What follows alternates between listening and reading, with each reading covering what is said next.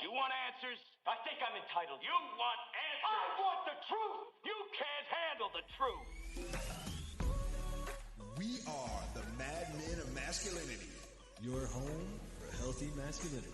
We're just real men having real conversations for you. And we're live. Hey, we are live. I am Kirk M. Samuels. And I am Jason B. Kendrick. And we are the Mad Men of Masculinity. That's right. We're just real men having real conversations for you. Hey, I'm doing the finger point thing. Doing the finger point thing. Right here on your home for healthy masculinity. That finger pointing is not healthy masculinity. That's toxic masculinity right there. On KLDC, 12:20 a.m. in the Mile High City. Welcome to Saturday morning at 8 a.m. if that's when you're hearing us, or Wednesday at 6 p.m. if that's when you're hearing us. We go both ways. Well, wait, hang on a second. Slow your roll. All right, sorry about that. Slow your roll on that, man. So you always go too far. We go mornings and evenings, both ways. And we're on the interwebs. Everywhere. madmenradio.com. All those good things, man. Find us on YouTube, Facebook.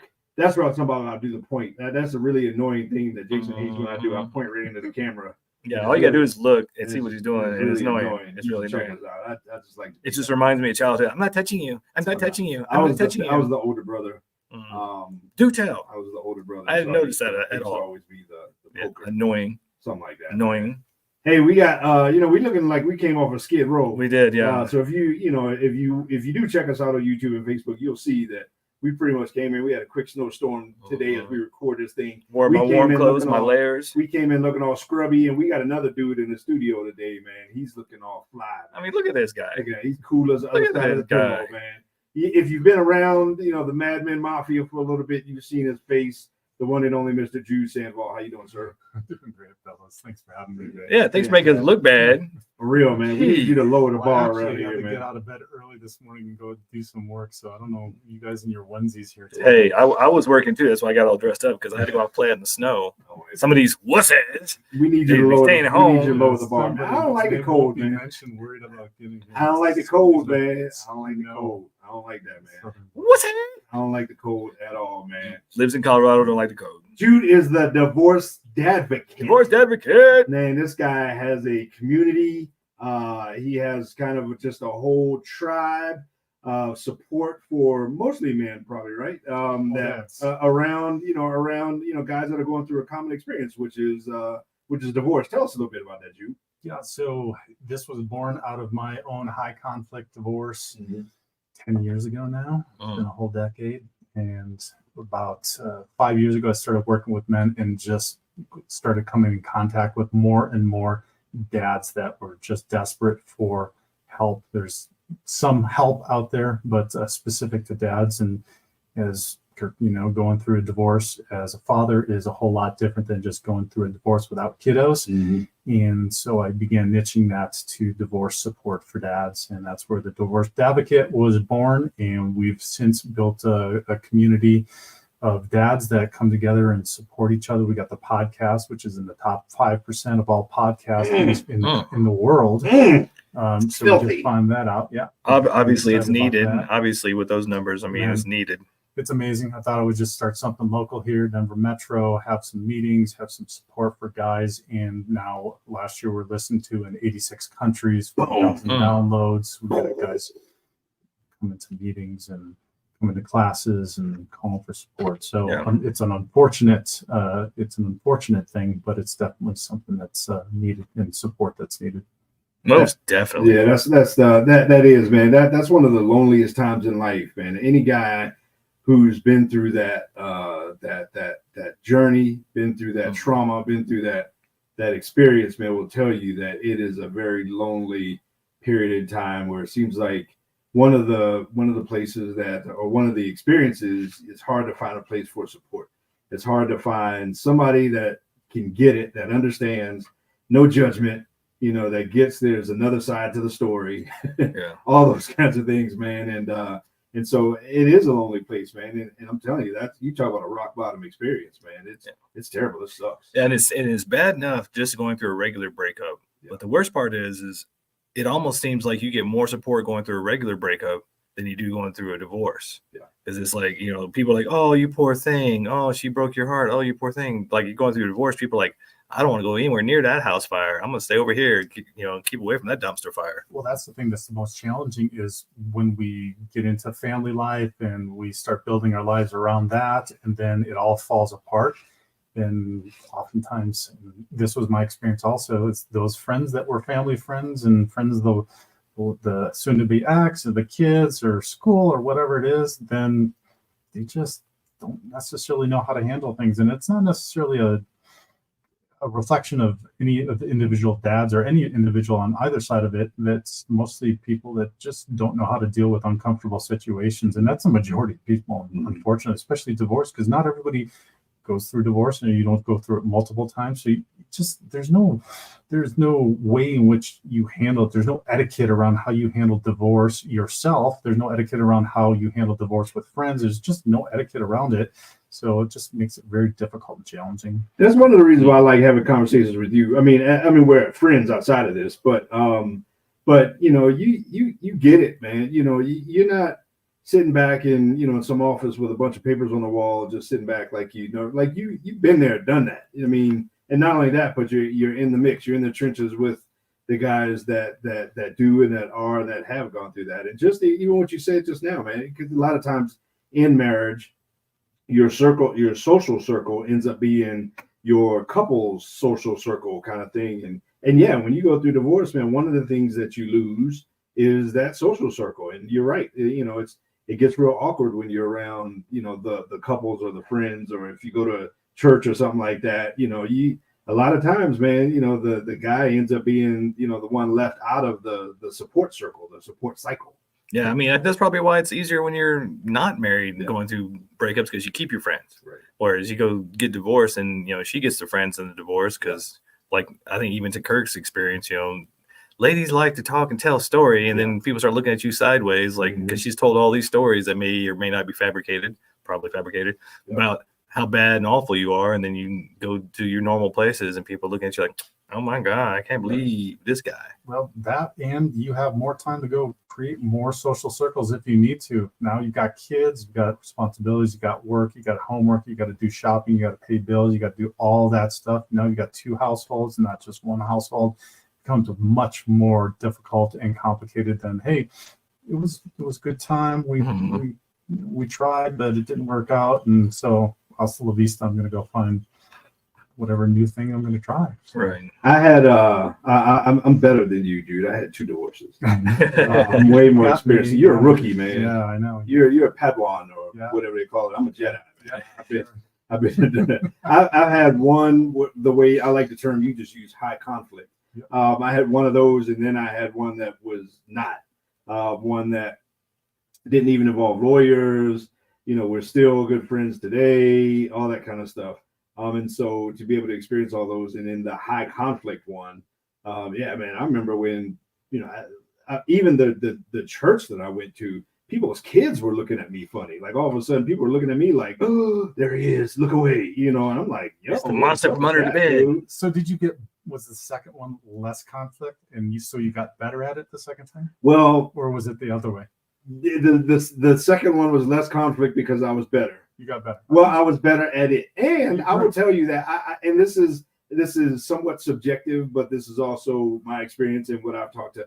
A lot of times, the amount of this is not our topic for today, by the way. But we'll get to our topic. But a lot of times, it's like when we hang out. it is. We have no clue what we're talking about, and we just go. Well, this is the preface. This is like we're getting to why fathering through divorce is so Hang in hard. there, We're getting there. Getting to the fathering part of it.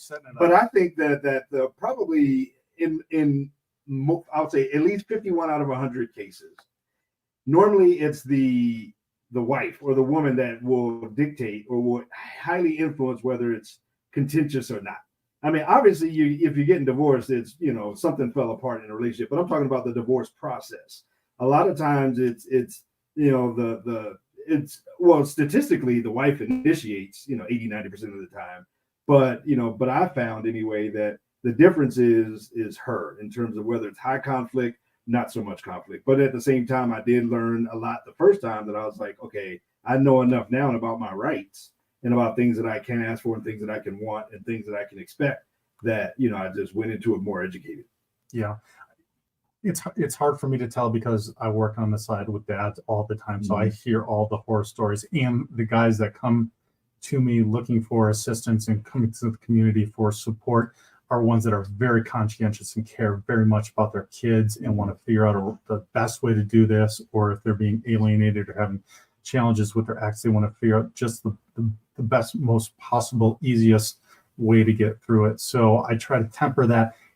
I don't disagree with you, but it's hard to find statistics that will support that. And I hate speculating around that, but the fact that there is a higher percentage of women who, it's something like 75% who file for divorce, I think may support some of that. Yeah. And so, I mean, that's kind of the premise setting of this whole thing, in terms of the connection with any guy that's going through that. One of the things I say is, man, and I've heard this somewhere else, that two of the most important decisions you can make is what you believe is going to happen to you when you die, and the woman that you marry. Yeah. Those two decisions in your life can impact your eternity. Well, and that's why, I mean, we just did the last episode, our short version on, was it last Thursday, you know, should men marry? And basically came down to, until you do all your inner work and you take the time to build foundation, and then you attract somebody who matches that foundation, no. And not because you couldn't maybe work that out in the past, but just the legal system alone. I mean, not just ladies filing for divorce more, but just legal system alone. You're not able to go in and say, I want to have 50% of the, you know, rights with my kids and this and that, because just how it's set up, the judges are just trying to clear the docket. They're just trying to get people off their docket, move on to the next one. So they're just following this formula. And the formula is, mom gets the kids, she gets this percentage of your money from you, and et cetera, et cetera. And so even coming in going, I want to be a good father, I want to be in my kids' lives, it's just not set up for you that way. So really doing the pre-work, which is the internal work, and then finding somebody that matches that before you get married, which I think most of us, we learned the hard way. I mean, would that have been great information, right? Years and years ago. It's been nice that we had a dad around and go, hey, this is what you do before you get married, instead of going, hey, son. It's almost like, I used to joke, and but I see it, you know, we're so controlled in the household to make our parents' lives easier and not taught anything. And then they're like, okay, you're graduated, go out and get a degree, find a wife, make babies, and make me a grandparent. And you're like, whoa. Yeah. Where were those lessons? And I would say, even to that point, you know, back to, there's a lot of things I learned the first time that I used, or that I implemented the second time. And one of those was knowing that I had rights, knowing that I could come in and say, no, I want 50-50. And pushing for the things that I knew were important, and the things that I knew were impacting to my wallet, things that I knew that were impacting. And so the experience that I had, and so that's the premise behind all of this, and in terms of the experience. And so, you know, after this break, we're going to get into one of the experiences, that one of the pieces of wisdom, the nuggets of information that some guys might want to know or be able to talk about, is what that fathering process looks like, that, and specifically, you know, in most cases, the challenges involved in that. Yeah. Stay tuned. The good stuff is coming. The wisdom is coming. That's right. So with that, we'll be right back. This is the Men of Masculinity, KLDC 1220 AM.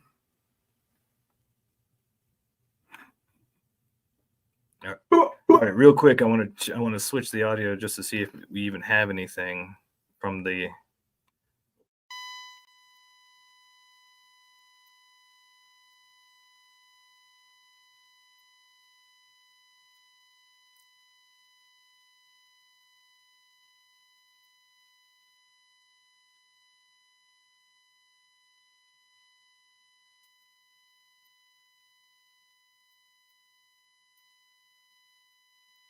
I don't think we're getting any audio, so I'm going to take that off because I didn't hear anything. Yeah. So we're on YouTube Live. Yep. Yeah. I don't think we're getting any audio. Yep, there it goes. Yep. See, that pretty much. Yeah, that's okay. We're still working on it, folks. We'll get you that good audio. We're there. You know, we're in our basement, We're like Bill and Ted. Yeah. Beavis and Butthead. We're weird science in this thing. This out, we're making ladies on our computers and weird science. We're gonna put a bra on our head. And, yeah. And maybe when we're done, we'll get Kelly LeBrock. I wonder what she looks like these days. Have you Does seen she her look lately? Like she did. No, she doesn't. She does not. Kind of like Charlie from Top Gun. They didn't even put her in the second one. That's when you know it's bad. When they do a sequel and they don't even put you in it, it's like, they even give you a cameo. No, everybody else got a cameo or reference. They didn't even reference Charlie. Yeah, well, I mean, she was already like 10 years older than Tom Cruise when they made it. They brought in Penny Benjamin, and they brought in Penny Benjamin, who was a byline in the first one. She wasn't even in it, and they just left Charlie out. That's when you know things. Then I saw one of those things where they put up the pictures, like, you know, look at him now, and Tom Cruise looks basically the same, and then Kelly LeBrock looks not. Or not rolled in what's his face after post. Oh man, Val Kilmer. Oh yeah, he barely been talking. Couldn't even talk. And they brought him in. Yeah, so they didn't even bring Charlie back. That's when you know things are bad, man. That's when you know that, man, things didn't turn out too good. No, she did some movie that I saw where she looked like grandma that has just come out of rehab. Yeah. All right, let's get back on the rail. Let's do it. Here.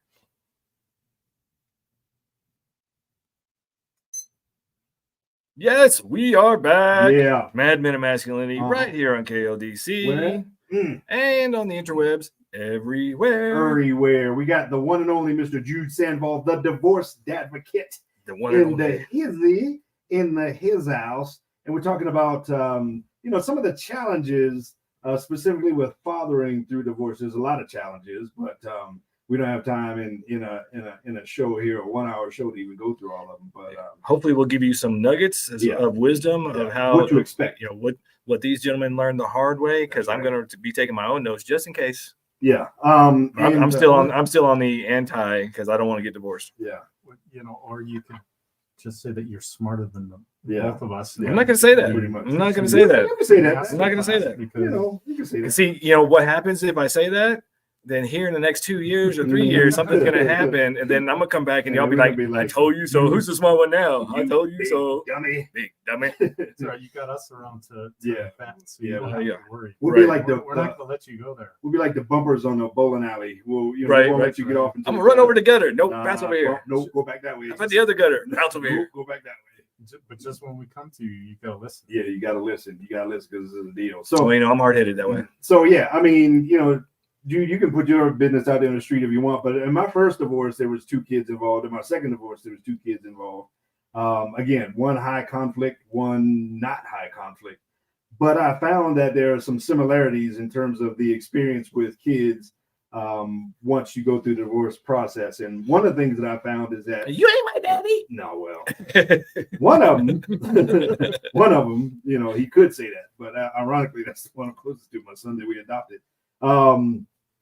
One of the things I believe, and I found this out, that I believe that I think the dad that through divorce gets more of the blame for the marriage falling apart than the mom does. I think the mom gets graded on a curve.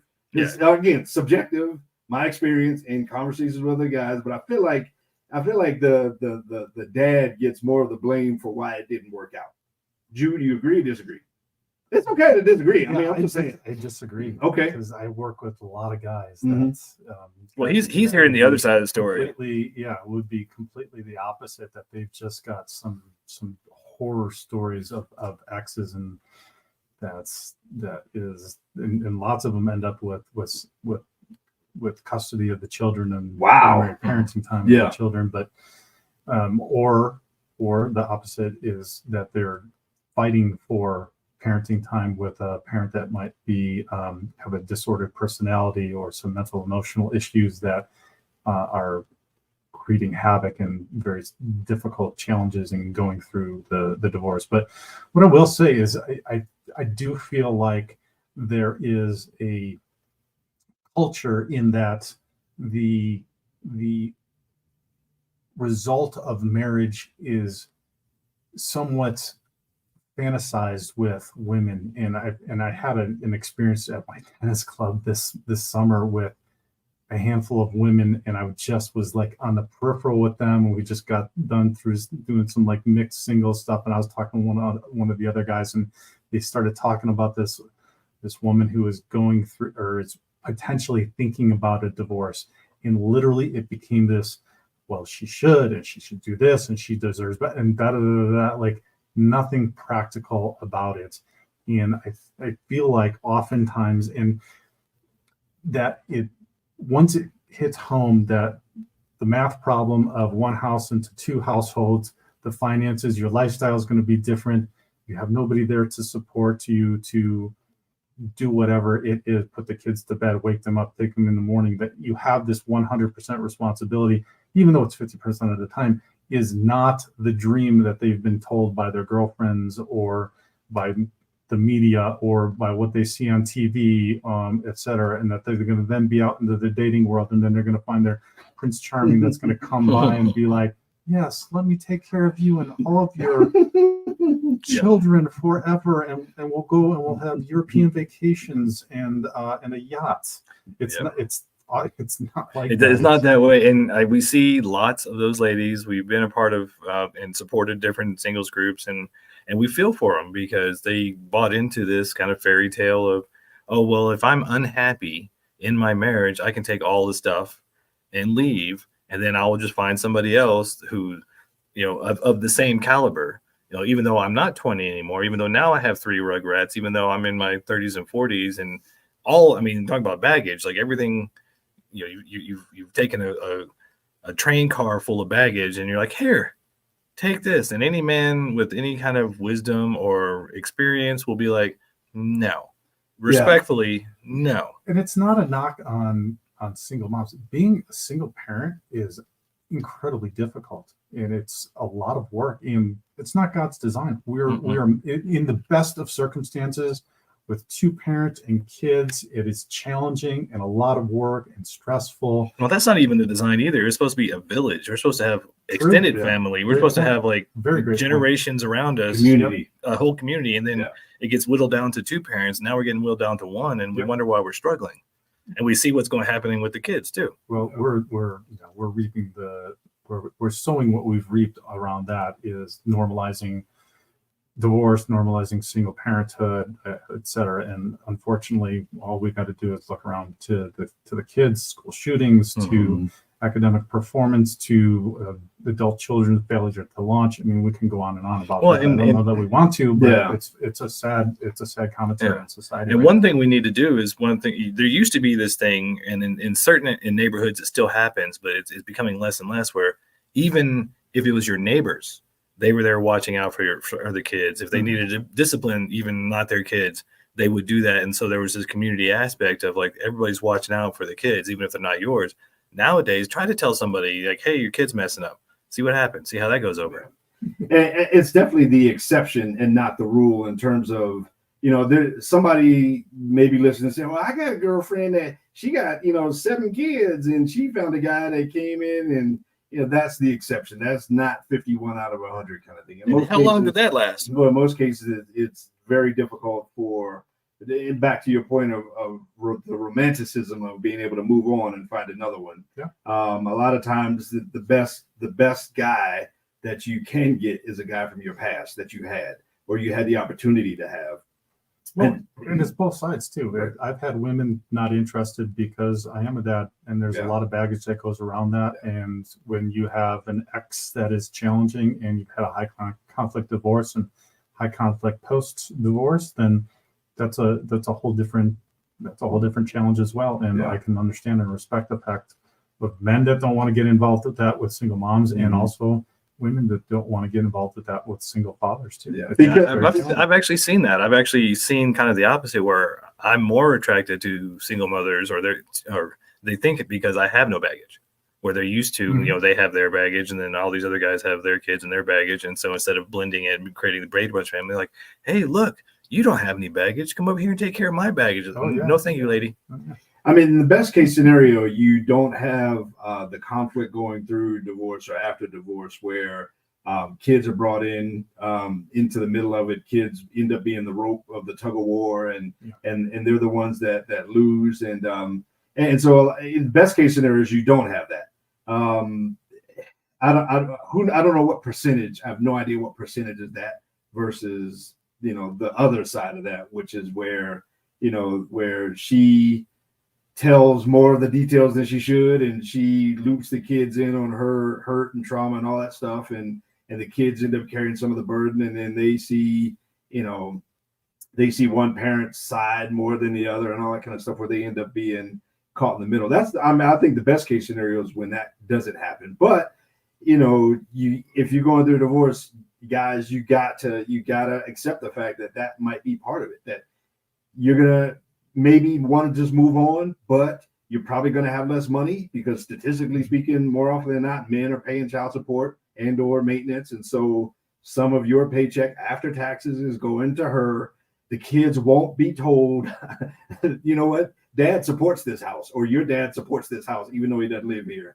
So maybe you don't go on so many vacations with him because he's funding some of ours or whatever. And so the best case scenarios you can have is that the kids aren't being brought in the middle and the kids aren't being told stuff they shouldn't be, or maybe they are told stuff that would benefit you or give you some of the benefit of the doubt. Yeah, the best case scenario is if you can work as a co-parent Right. with the other parent, and hopefully that parent does the work that they need to do in order to get themselves healthy, to understand the unhealthy dynamic that led to the failure of your relationship and your marriage, that they can go and they can find somebody and have a healthy relationship, that you can do that, possibly remarry, and then hopefully do it better the second time. And then the kids can see from that they have healthy parents that are working hard. They made a mistake. They owned up to the mistake. They did the work. They got better. They found somebody else, and then they modeled what was a better circumstance the second time around. That's the best case scenario. And so when I talk to guys about doing this, there is the opportunity to do that, and we call it a life 2.0 in that. But it takes what Jason was talking about, which is you need to really learn and understand. And one of the things going through this, particularly as a dad, because you don't want to just generationally, and there's statistics that show that this is a generational thing. If your parents were divorced, the statistics show that there's a higher probability that you are going to be divorced as well. And I'm not going to go into the details about that, but there is this opportunity, if you're going through this, that if you take the time, you really work hard to learn the lessons around that, be healthy, go into and attempt to try to get into another relationship and model that for your kids. There's huge benefits to showing kids how you can get through something so incredibly difficult and painful like divorce, coming out on the back end and then being successful the second time around. I'm glad you said that, because I had several friends, guy friends, who were going through divorces and dealing with the, she's doing this and they're basically just bickering. So they turned into teenage kids in high school again, him and his ex, or soon to be ex, and they're just bickering back and forth about who's right, who's wrong. And every time I just had to go, okay, well, what's the priority here? Mm-hmm. Well, since it's no longer the marriage, it has to be the children. And if you don't make that the priority, then you're going to sit here spinning your wheels in this negative argument back and forth, because neither one of you are going to see eye to eye probably ever again.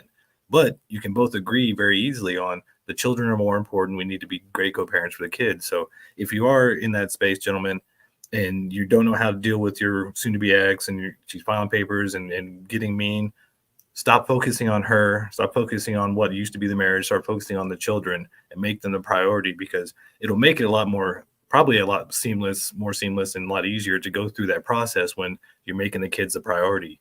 And maybe it might even work out in your favor, because maybe she'll soften up a little bit when you stop arguing with her about how much money she's getting and what the alimony is and et cetera, and start talking about what's best for the kids. And every time she tries to bring it back around to the money or this, what's best for the kids. And sometimes what's best for the kids, guys, is to stand up for your rights as a father. Oh, amen. To be a father and to make it known that you want to be a father, and to not roll over and not just say, yeah, okay, because you're paying lawyers and maybe you're even going to be paying her lawyer or whatever. But to fight for your rights as a father and make it be known that you want to be in the kids' lives as much as possible. And some of that you may not even have a choice on how much. I mean, some of that, I think the courts give kids too much permission or too much power at a young age.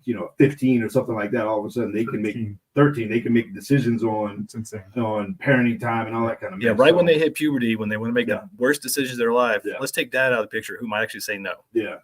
Speaking of saying no to this show. I'm sorry, no, that's the wrong thing. That, man. No. We're going to say not no, but pause for the cause. We'll say yes to this break. We're going to say yes to this break on Men of Masculinity, KLDC.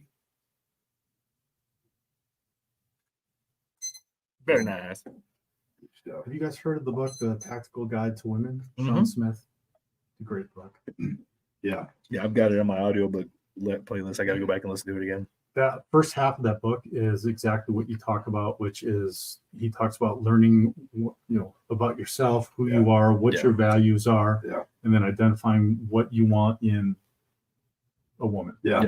Yeah, I mean that's how we began our book. I mean, just the whole beginning of. And that may have been where I got it from. I know in all the research, that was one of the books within, all of John Gray's books of Men Are From Mars, Women Are From Venus, and then a bunch of other. I mean, so many books. And finding out who you're compatible with, and not just chasing booty. Yeah. What I'm finding now, it's like what I'm finding now, which is really interesting. That was my problem. Exactly. Yeah. Post divorce. Exactly, man. Oh yeah. Wow. It's like the I just midlife spent crisis. 11 years on a desert. I think I'm going to go swimming for a while. Exactly, dude. We're jumping right in the deep end. Been there, done that, man. It's like you may want to, But that's what I think is interesting, because I'm still out in the dating world and I kind of go back and forth. But what I'm finding more attractive now is those ladies who have done the work, and we have conversations that are almost therapeutic. Where are they?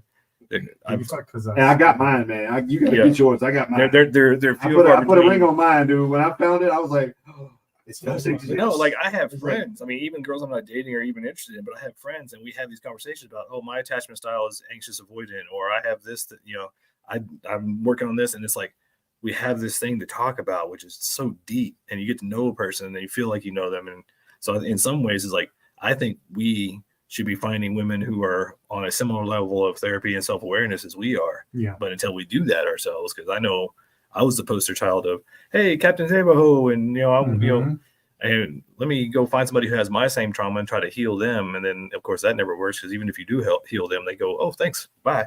Yeah. I'm gonna go find somebody who's healthy now, because you're obviously not. And we got to date. Obviously, it begins with dating. We got to date the person who represents best the match that we are, not who we want to be. I don't know if that makes any sense. Right. Yeah. Who I am right now, not who I aspire to be, and I need her to make me into something. We should talk about this. If I'm not that already, then I ain't gonna marry somebody that's gonna make me be great. Right. Yeah. If you ain't great now, so you find somebody that finds you amazing just as you are, and is compatible with that. I did the aspirational dating for a long time, man. I love that profile picture. And man, when I was on a date with her, it made me look like the man, and on and on and on and on. Anyway, well, maybe we should talk about this on air. Man, we're talking about fathering, man. That's a whole other show. That's the next one. That's the next one. We can do dating after divorce. Yeah. Dad's dating after divorce. I like that.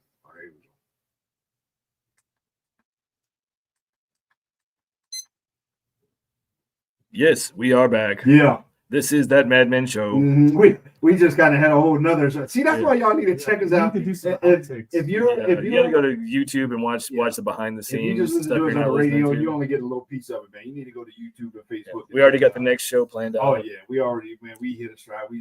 Jason tried to get us off on a whole nother avenue. My fault. Yeah, sure. So he was gonna get us off from I-25 to I-70. Sure. Like, nah, man, we on I-25. We can go I-70 some other time. Always my fault. You ready to go to Aspen? That's what it is. Well, whatever. I'm trying to go down to New Mexico. We got Jude Sandvall in the house, the Divorced Dadvocate. We're talking about the challenges of fathering through and post divorce. I got a term for you, man. I know you know the term, because you got to. If you don't, get out. The term, and I want you to speak to it for a second. Parental alienation syndrome. Talk to me.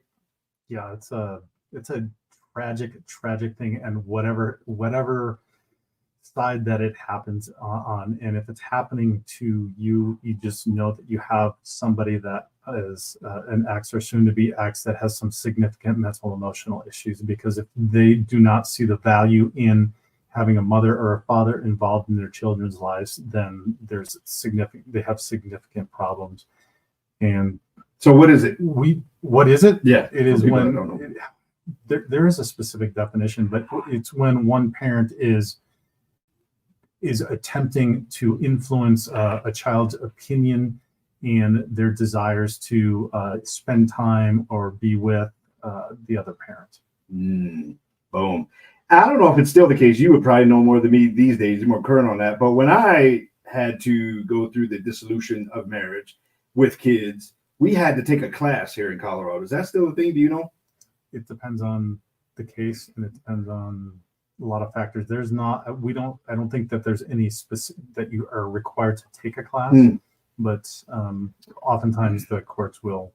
Yeah, when I went through it, you had to take a class that that basically talked just about that, and it was a lady that taught it, and man, she went in. I mean, she went in, just the fact she went in mostly on women, and she was like, "Ladies, that is abuse when you do that to your kids," and she just kind of went on and on with the whole topic. But yeah, it is abuse, but it's absolutely pointless and worthless to have somebody go through a class, because as you know, if you have dealt with anybody that has a disordered personality, it just does not register. Or if you've even been in therapy with somebody that has a disordered personality, it does not register with them. So it's a waste of time. Maybe that's why they don't do it anymore, or why it's not required anymore, because you're not going to convince them of something, because their reality is completely different than your reality. So oftentimes in our group meetings, we get guys that showed up, and this was an experience that I had. And it becomes so hard because you start to question yourself. And so I guess to the dads out there that are dealing with some of this stuff with alienation, or fighting for parenting time, or some of the other difficult and challenging things that arise, that you're not crazy. Get involved with a divorce group, get involved with some other guys, or somewhere that you can bounce stuff off of. I have one really good friend that I was able to bounce stuff off with that was very incredibly helpful. But even to a greater extent, if you can get into, there's narcissistic abuse help. There's all kinds of, if you go out and meet up, there's all kinds of different places now that is very dad friendly, male friendly, that will welcome you and help you to see and make head and tail of these, because you literally feel like you're crazy, and you're not going to get from the courts, "Hey, no, you're right, Dad, you matter," and you're not going to get from the media, "Hey, Dad, you matter," and you're not going to get from anybody out there, the attorneys, anybody, that, "Hey, yeah, you're the one, we're going to fight for that." It is not a message that you're getting. So you're not crazy. If you're dealing with any of this challenging stuff, get the help. That's why we built the Divorced Advocate community. And I'm not the only community. There's stuff out there. There's podcasts out there. There's help out there, but and even just a therapist or a coach or a divorce coach, something like that, get the help, because you're not crazy, and you need, like you said, Kurt, like you went through it twice. I would probably speculate that you're still even not an expert on this. Okay? Well, hopefully we'll never become experts on this, and I'm not an expert on it, because I've only been through it once, but I'm immersed in it with all the other guys that have gone through it. As well, so I have a little more working knowledge, but nobody's going to be an expert on this. It's just brutal. I'm glad you bring that up, because that cognitive dissonance that men go through, and I think one of the things we've talked about before, and I'm sure Kirk can really jump off on this one, but the woman you divorce is not the woman you marry. And I think for most guys, they're still struggling with, we loved each other so much, and I can't believe she's changed so much. And when it gets to that point, they're really a different person, and it is. They're coming after you like an enemy, like they're trying to destroy you. And so there's that cognitive dissonance for most guys. Like, I can't believe she's that way when we were that way when we got married. And, just having some support to realize it's not you. You're having cognitive dissonance because she has changed. She has decided to disillusion marriage, and now she's made you the enemy, and she's going to probably turn the kids against you one way or another. And so just being aware of that, like, this is what's going to happen while you're a father through a divorce. Now, here's the reality in the process, and this speaks to the way it's kind of set up through the court systems. When you have child support, you pay, and this, at least I can speak to Colorado anyway, you pay the family support registry, and they pay her, or they funnel the money to her. And whether that's, voluntary payments or involuntary payments, meaning it's, some kind of payroll deduction or something along those lines. Either way, you miss a child support payment, you got a problem with the court. Like, it's beef with them. She doesn't have to go to the court to tell them that you missed a child support payment. She doesn't have to fight for that. Once that's in place, it's in place. And if you miss a payment, you miss the payment to the court, not to her. Now, what is not the same is, let's take, for example, parenting time, which is a function of child support. At least it's factored into that whole thing.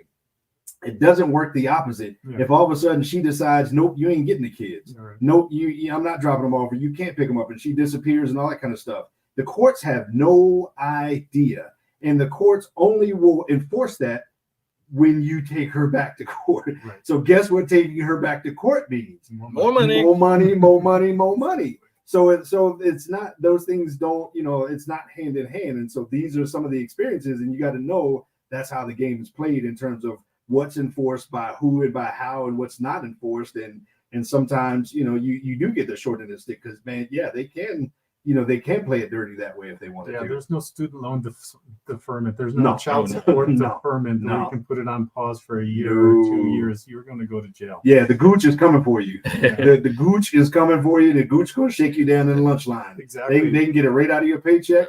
They can withhold your taxes. They can put you in jail, et cetera, with no input from her, with no action on her part. And so that's the reality of how that thing works. Well, that was one of the biggest wake-up calls for me, because I was like, okay, great, we've got this agreement in place, and so now we got to follow this agreement, and the court ordered it. And what my disconnect was, or just not even disconnect, is just lack of knowledge, was that, if she says, screw it, I'm not going to do this or that or whatever, then nobody cares. Mm-mm. Nobody cares until I make somebody have to pay attention to caring about that.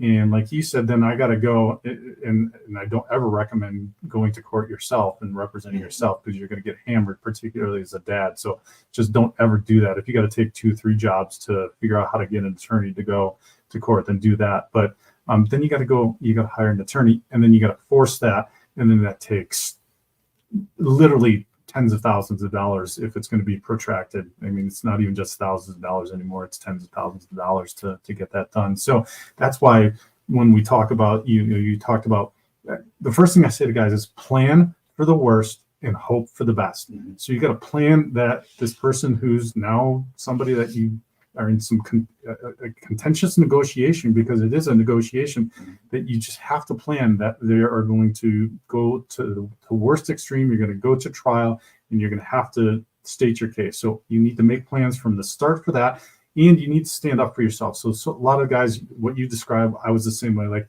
I don't want to destroy her. I don't want to destroy the mother of my children. I don't want this to be contentious. I don't want it to be, influencing my daughters, because she's upset, and she's going to be upset when she's parenting, except for the fact that then you put yourself into a deficit and a bad position, because then you've got the next decade, 2 decades that you're having to deal with this, and you have not set yourself or your children up for success. So you put yourself behind the 8 ball. It's already going to be difficult and challenging, because we talked about the math problem, 1 household to 2, and then you've tried to do this amicably and taken on more of a burden than you probably should have. And then that makes it more difficult for you to parent your kids, because then you're stressed out, and you might need to be working more, or you can't be present, or you can't do what you need to do with your kids to be with your kids, because that's the number one thing. The number one thing is being with your kids, spending the time, the quality time, being present, being active, doing all that stuff, not just out working and making the bucks so that you can pay to just keep a roof over their heads and clothes and keep them in school. Yeah, that's why Kirk's always like promoting, spend all your money trying to save the marriage. Yeah, because you can spend all your money in. Yeah, you can spend all your money anyway, but try to save the marriage, because I mean, it's not, and that's one of the things why we even did in the last episode, Should a Man Marry? One of the big reasons too is not only is it your traumas and her traumas, things like that. All of the court systems and the government systems they're there to get money out of you. Yeah. And so if they can, influence it somehow, and maybe you get divorced, now it's all about, because they take a cut of that. Yeah. And I don't know anybody who doesn't want a smaller cut of your paycheck. I mean, even Kirk has a story of paying, 2 years over? Dude. And nobody called him and say, hey, you're paying child support you don't need to pay. Dude. Like as a dad going through a divorce, you need to be on top of it. Know when is your last day, especially as you're paying child support, and then be on them, because it's probably going to take you a minute to even find the number that you can call, because there's no, just push 1 for if you want to stop paying. That's not even in there. Dude, I'm telling you, just to do that part, just to, hey, I need to stop my child support.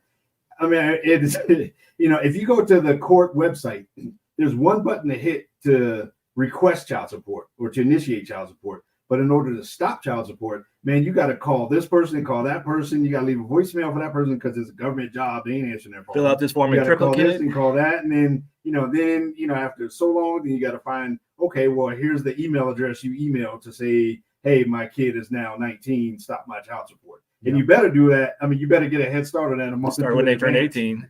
Because I mean, all of that takes some time to do. Well, and that's another great point to the dads that are considering divorce is you've got to know the law. Yeah. Like even if you hire an attorney, we talk about in our group meetings is go understand the statutes, read the statutes, become educated on that. Go sit in the courtroom and see what the process is going to be, because that's disconcerting in itself, and learn what's going on, because you are the coach and the quarterback of this whole process, not only your family, but this whole divorce process. And get the help that you need, get your financial planner, get a therapist, get a divorce coach, get a real estate agent, a mortgage broker, like all these people that you're going to need to be able to effectively do this. Because again, if you don't set yourself up for success, then you're spending the next decade, 2 decades just stressed out with your kids, when you could be putting that emotion, that positive emotional support and energy into parenting them. So you could definitely find yourself working multiple jobs with money coming out of your bank account into hers, and then watching her go on vacation with some other dude and your kids. I think on that note, we better take a break. Let's take a break on that note. Let's take a break. Matt, I need a minute. We'll be right back. I'm gonna go cry in the corner.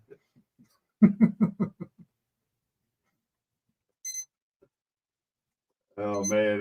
It's just so dreadful. Yeah, I wish I would have liked to have listened in last week on the to get married thing, because I had this conversation a lot. Because we'll send we did that. Yeah, we did that on Thursday. That's a 30-minute joint. And just about, should a guy get married? I don't. Well, in my opinion, most guys probably should. It was funny because I was talking kind of one way, and then Kirk comes in and goes, "No, just no." Well, I have this conversation a lot because I'm a Christian, and I have a lot of Christian male friends. Some of them have never been divorced, and some of them are like, institution of marriage. And I'm a firm believer in this institution of marriage, and I would love to get married again.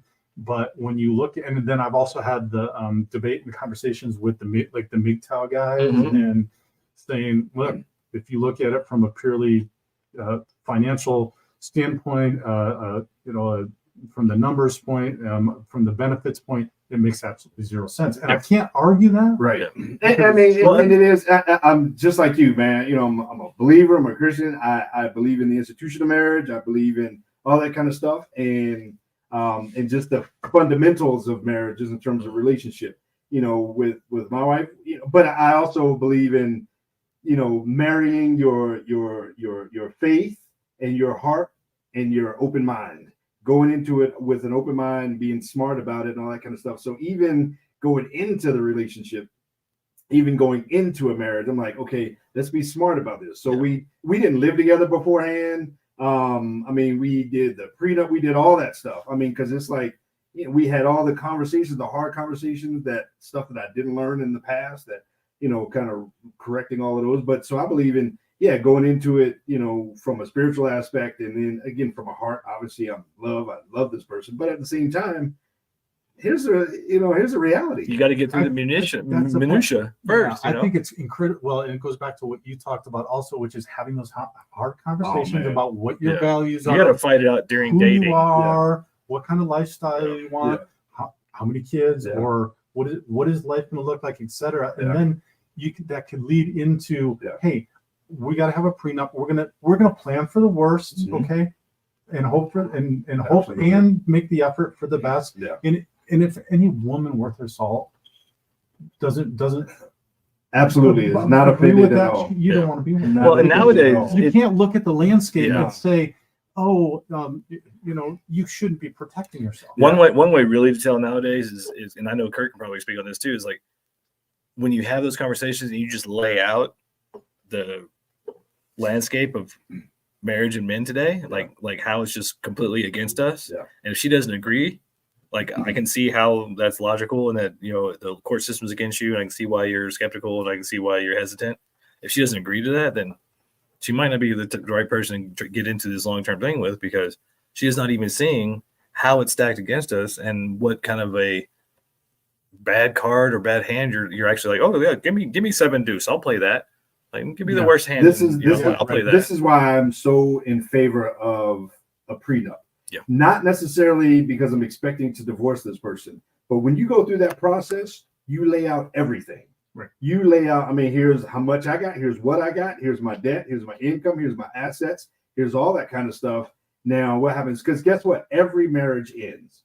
So it's either going to be a prenup or a will. Yep. So you have both of those in place, and we are in the will process now. You have both of those in place because at some point this is going to end, and when it ends, here's how it should end. But in any case, you have those hard conversations. I mean, just yesterday or the day before when we were talking about, estate planning and all that kind of stuff. That was one of those moments where we both looked at each other. It was like, I don't want to live without you. Yeah. Like, financially, she's going to be all right. Don't feel sorry for her financially, right? Mm-hmm. I mean, She'll be all right. But I was like, when I did the numbers, I was like, don't let this dollar, start to influence nothing.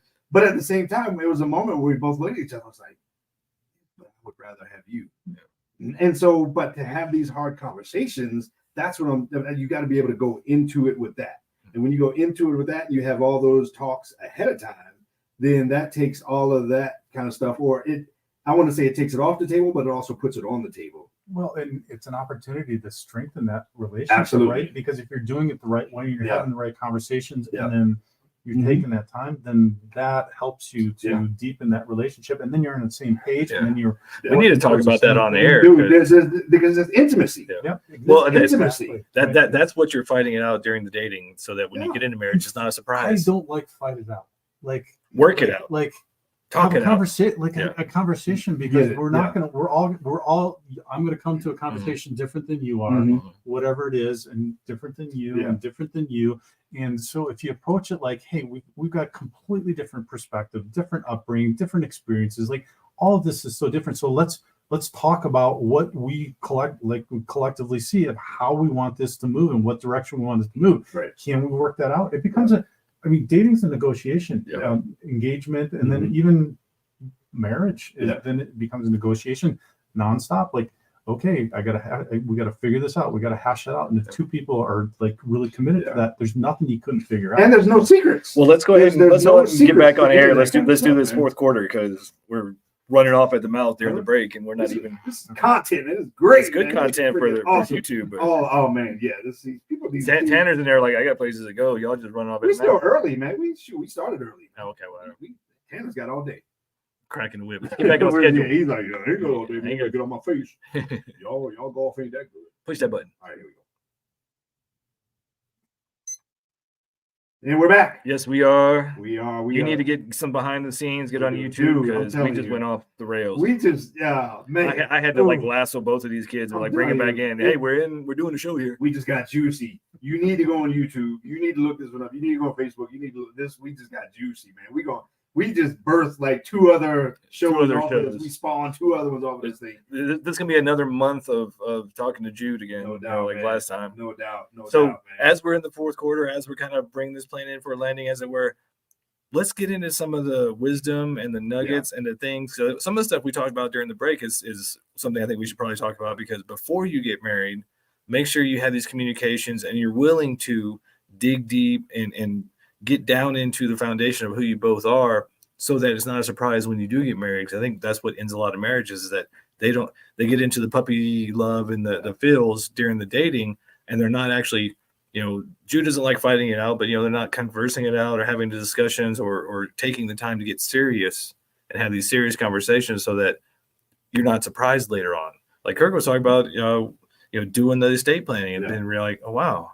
Hey, can I completely hijack everything you just said? Go ahead. Before we get to the end here, I would love for Jude to just drop in how folks can get a hold of him, in case somebody doesn't wait until the very, very end.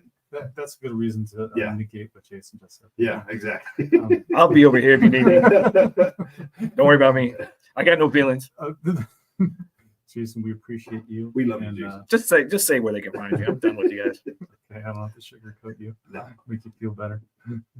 The divorcedadvocate.com is the best place to engage in the community, and we've got just a myriad of resources for wherever you're at. If you've got the means to get into individual coaching, or if you just need some free content and stuff and direction, as well as workshops and other things as well. So the Divorced Dadvocate, there's 2 D's in there, .com. is the best place. And Boom. the podcast is up. We've got 180 some episodes now of podcasts. So any dads that are going through anything right now, they just need a quick resource, and they need to jump on and get something about how to deal with their emotions through what's going on, or how to get through mediation or whatever. We've got podcast episodes around that as well. Or I'll give you my number, 720-255-1021. Call me directly if you're going through a hard time and you've got a challenge. I've got guys that do that all the time, because we all just need a little bit of support. I don't know if I was able to, I should have done that, guys. Am I allowed to do that? Was it 720-255-1221? 1021. 1021. He's about to put it in the comments. Oh yeah, you can put it in the comments, please do, because there was times I did a podcast, and I've got a good friend who is a former Mr. Universe, and this guy is just been at the pinnacle of his profession, a multi-million-dollar millionaire, has lost it, rebuilt it, was a Mr. Universe, and he talks about his divorce, and it's one of my podcasts. He talks about how he just shut the curtains, and he just self-isolated, and he was just broken for 2 years or 3 years, I think he said, during this divorce time. So nobody should have to go through that, and it doesn't matter how strong you want to seem to be. Call, reach out, get the support. That is the single biggest sign of strength, is reaching out and getting the support. So Hey Jason, I didn't know he was going to hijack 3 minutes. That's all right. I don't care. I didn't know he was going to. I'm not even here. I didn't get divorced. You don't need to hear from me. I was hoping he would. I was hoping he would drop a phone number, put an email on the website, but homeboy went off and he just straight hijacked the joint, man. My only question I was, just kept it now. my all of a sudden, he's in charge of the murder. right? No. My only question was, why haven't you had, or have you had Kirk on your show, since he's a divorce advocate expert? Man, I've had both you guys on the show. That's Well, true. We have been on your show. I guess we've been Yeah, back you on guys, it. So I we didn't know remember. you guys did things solo. So you are a solo what do you think we're artist. Laverne and No, I Shirley mean, or something? Yeah. What do you think we're? Kinda. I You thought think you guys we're- were a package deal. You think we're but- Mork and Mindy or something like that, man? Fred and Barney? Come on, No, man. we have our different areas of expertise. His is divorce, mine is not. Sure. Kirk, that's his way of saying Yeah. he's smarter than us, Probably. without actually saying he's smarter than Probably. us. I didn't say So that. we get it, Jason. Is that what I I would said? say in terms of man, there's so much in terms of wisdom, man. And I think, first of all, wisdom, the biggest wisdom is to reach out. Yeah. I mean, I think the biggest wisdom is to not go through it by yourself, not go through it blind, Mhm. go through the process with your eyes open and with a circle of guys around you. And that's why we love Jude, not only because he's a friend and a brother, but because he is a resource, he is an advocate, and he's so real that he gave you his phone number to give him a call. Yeah, and that's one of the things. Like, if you don't think you need support, You a dummy. you a dummy, because if you haven't hit rock bottom yet, divorce is going to be your rock bottom. Yeah. I mean, I don't care who you are, even if it goes well. Mhm.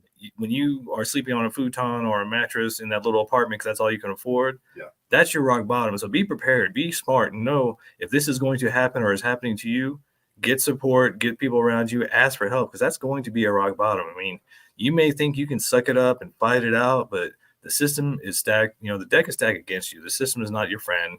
And no matter what you think you have set up, it's probably going to be different than what you expected. There's so much out there that is part of the process that you don't even know. Like, you don't even know what you don't know. Mhm. I talk about the guy in my neighborhood that has a powder blue Ferrari. My neighborhood is not a powder blue Ferrari neighborhood, but every time I see that car, I'm like, she got the house. I mean, and he got a townhouse, right? He got a new place that he had to move into. Matter of fact, when I got divorced my second time, we sold our house to a lady that was getting divorced, and her husband was buying the house for her. Ouch. We I just mean, imagine that. dude, I can't even imagine that. I mean, and I can go on, but yeah, in terms of wisdom, man, you got to get a support system. You got to get guys around you that you can bounce stuff off, that you can vent to, that you can do stuff with, that you can give resources, all those kinds of things. When it comes to fathering and just with that divorce process, like, it can absolutely suck, and it sucks worse when you do it alone. Yeah, and I just add to that also, because that's all awesome. But don't be afraid to talk about it because you're going to be surprised how many people go, "Oh man, I went through one too," or "I know somebody," or "my brother," or whatever, and they're going to be very compassionate about it. There's still a lot of guilt, and as much as we've normalized divorce in society, there's still a ton of guilt because there's so much emotion that is wrapped up into it. So be open with people about it. Talk about it. You're going to be amazed at the support and the uplifting and blessings that you're going to get by doing that. I mean, I've had experiences to one extreme where I had to get restraining orders. I had the cops called on me for going to pick up my kids on my parenting time. I mean, on and on. I was working 3 jobs and still broke, taking hand-me-down everything, had, a place with no furniture and all that kind of stuff. So when they came over to my house for my parenting time, it looked like a college dorm as opposed to, what they were experiencing at mom's. Of course, they didn't know that I'm writing mom a 4-figure check every month, all that kind of stuff, all the way through the other experience of 2 of us saying, okay, hey, this is where it is. How can we work this out? And, the kids couldn't get around us because we were texting each other. They would tell her one story, tell me another story. They didn't know that we were in communication because we didn't have that kind of experience. And so, the one extreme to the other, but the one factor in both of them, man, is support, man. You need support. You need support. You need support. And I think, since y'all are quiet, be prepared to experience a whole lot of things. Be prepared to experience one extreme to the other. My opinion still is be prepared to experience, your kids, or some, maybe not all, but maybe some of your kids having beef with you, just kind of, having issues that with you as the father, that you're going to have to take some tongue lashing, or you're going to have to take some vitriol from your kids. You might have a 13-year-old that all of a sudden says, I don't want to come to your house anymore. And there's nothing you can do about it. Yeah, I was just waiting to see if you were going to go there, because being a man going through divorce, at some point, you're going to be made the enemy. Yeah. You could be a saint, you could be an angel and just put your wings away. Like, you're going to be made to look the enemy. And so be prepared to be talked bad about, to be looked down on, and just know that hopefully at some point, and this is one of the things I tell Kirk all the time, I was like, in a few years, when they get a little bit older, when they realize, mom may be not so truthful, or, they actually grow up and get some maturity and wisdom, then they'll come back around and go, okay, Dad. And hopefully that's the case. That's the best case scenario. But so like Jude says, plan for the worst, hope for the best. Hope for the best. I can tell you what, man. I in one of my divorces, I tell you, it's my first one. Okay, this is not my first one. If I ever told my kids the whole story, no divorce, very few divorces, hardly any are one person's fault 100%. Yeah, there's 2 people involved in all that kind of stuff. And in my case, if I ever told my side of the story, it would be a whole nother game changer. Well, and I'll add also to that, stay true to your values. Yes. Stay strong and stay true to your values through that, because it's when you're in the fire and nobody is saying, yeah, you're right. And I've had this battle multiple times over the last decade, where I'm battling her attorney, the therapist, the court, everybody, but and nobody's saying, yeah, you're right. And it comes out and it works out for you. And it might not work out, like you said, immediately. And anybody who's parented knows, or is a parent or has done any parenting, knows that there is no immediate gratification, right? It is selfless, but you will see that there are fruits to holding true to those values, staying strong. And as dads, man, I think that's absolutely critical. There is something that only dads can provide to children. And that is not something that probably anybody has heard recently that's listening to this. It's not a message that is in our society. Your kids can only benefit from something, specifically that you have to provide to them. So being involved in their lives is unbelievably critical. And all the statistics and studies and everything else support this, that the number one indicator of children having success in adult life is an involved father. Yep. So stay involved, stay true to, if you're fighting, whatever you're fighting for, obviously you're not fighting just to fight, but make sure that you stay true to that and do whatever you need to do to stay in their lives. And unfortunately, the things that kids need from dads is not the sexy stuff. Nope. It's not the soft, touchy-feely. It's not the warmy, you know, sometimes it's rationality, and sometimes it's some structure, all that kind of stuff. And it's not sexy and it doesn't play out well. And kids don't like that.